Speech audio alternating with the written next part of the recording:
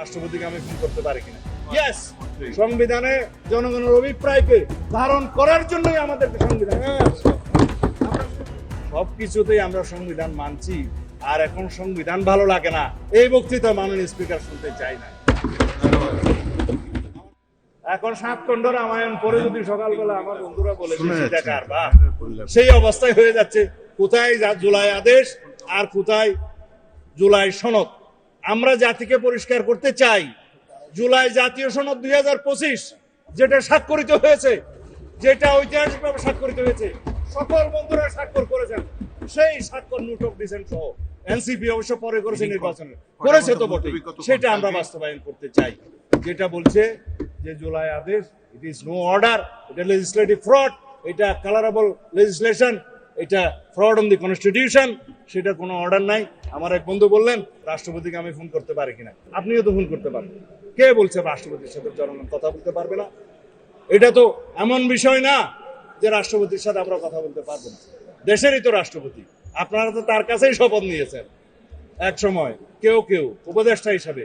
আমরা মাননীয় স্পিকার এখানে সংবিধান মেনে এসেছি।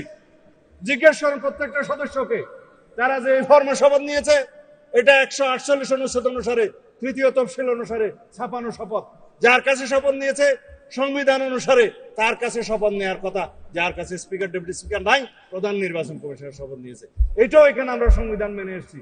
আমরা এখানে এসছি, এই সংসদে সেশন ডিক্লেয়ার করেছে রাষ্ট্রপতি, এটাও সংবিধান অনুসারে এখানে রাষ্ট্রপতি ডিক্লেয়ার করেছে, স্থান নির্ধারণ করেছেন।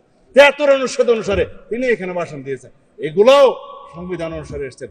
আমরা যে রাষ্ট্রপতির ভাষণের উপরে আজকে আলোচনা করছি, এইটাও তো সংবিধান মেনে আলোচনা করছি মাননীয় স্পিকার। সবকিছুতেই আমরা সংবিধান মানছি, আর এখন সংবিধান ভালো লাগে না এই বক্তৃতা মাননীয় স্পিকার শুনতে চাই না। আমার সময় কি শেষে? আরো আছে তো মাননীয় স্পিকার, 1 ঘন্টা 1 মিনিট 55 সেকেন্ড আছে। শুনলো কি আর না শুনলো কি আমি বলে যাই। তারপর মাননীয় স্পিকার, কথা হচ্ছে সংবিধান যেখানে যেখানে সুবিধা সেখানে সেখানে মানলাম। সংবিধান মানতে মানতে সাংবিধানিক উঠে নির্বাচিত হয়ে এখানে আসলাম, সাংবিধানিক ভাবে শপথ নিলাম, সাংবিধানিক ভাবে এখানে আলোচনা করছি, সাংবিধানিক ভাবে এমপি হয়েছি এবং সংবিধান অনুযায়ী এখানে আলোচনা করছি, সমস্ত কিছু রুলস এন্ড প্রসিডিওর মানছি। আর এখানে বলছে যে সংবিধান কি জনগণের অভিপ্রায়ের উপরে? ইয়েস, সংবিধানে জনগণের অভিপ্রায়কে ধারণ করার জন্যই আমাদেরকে সংবিধান। আমরা সেই অভিপ্রায়কে সম্মান করার জন্য সংবিধানের